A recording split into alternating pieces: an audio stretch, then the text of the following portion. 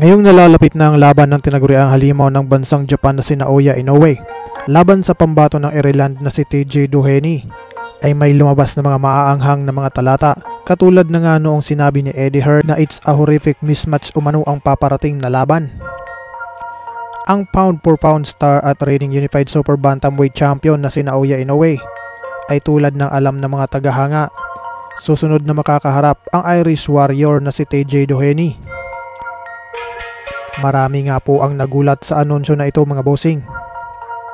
Kasama na si Eddie Hearn na hindi makapaniwala sa narinig na balita. Right, going from the States to Japan, Coppinger put out that Inoue and Doheny, TJ Doheny, is reportedly being finalised now. Your thoughts? Gutted, devastated, disappointing for boxing, disappointing for Japan.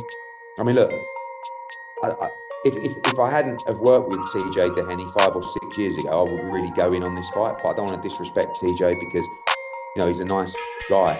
He lost the world title 5 years ago.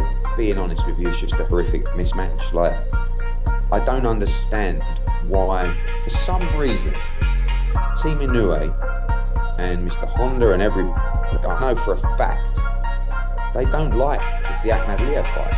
Ang southpaw na si Doheny na 37 taong gulang ay mayroon siyang magandang kartada na 26 na panalo, may 4 na talo at 20 dito ay tinapos via knockout, kung saan ay mahirap din itong pigilan, wika na ibang mga boxing analyst. Si Doheny, isang dating IBF Super Bantamweight Champion, ang huling 3 laban nito ay tinapos sa pamamagitan ng stoppage.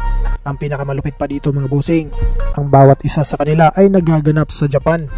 Kitang-kita mismo sa mga mata ng binansagang The Monster na makakaharap niya ngayong paparating na September 3, 2024. Huling nakatikim ng talo si Doheny noong Marso ng nakaraang taon, nang natalo ito via decision laban kay Sam Goodman na isa namang mandatory challenger ng IBF ni Inoue. Sa kabilang banda naman mga boss, Romero Dono tuloy-tuloy pa rin sa pagpapainit at pagpapakondisyon sa wildcard gym sa California.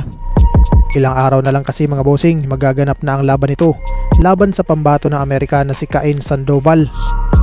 Gaganapin ang kanilang bakbakan sa Chumas Casino, Santa Ynez, California ngayong paparating na August 31, 2024. Si Sandoval mga bossing ay may kartadang 13 panalo, walang bahid ng talo at 11 dito ay tinapos via knockout. Maaring nasa tuktok ang pagtatak sa kanyang katayuan bilang pinakabagong kapanipaniwalang mahusay na kalahok sa 140 pounds weight class.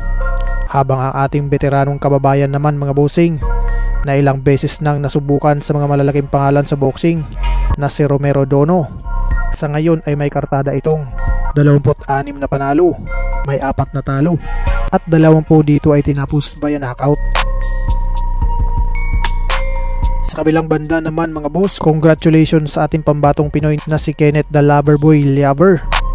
Panalo ito via unanimous decision laban sa dayuhang Chinese boxer na si Cheng Cheng Yang.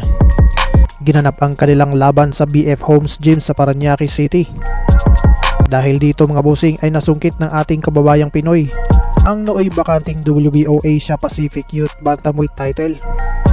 Hanggang dito na lang muna ang ating video ngayon mga boss. Huwag kalimutang i-like, share and subscribe para lagi ka notify sa ating mga bagong uploads. Maraming salamat, mabuhay, ingat po and God bless.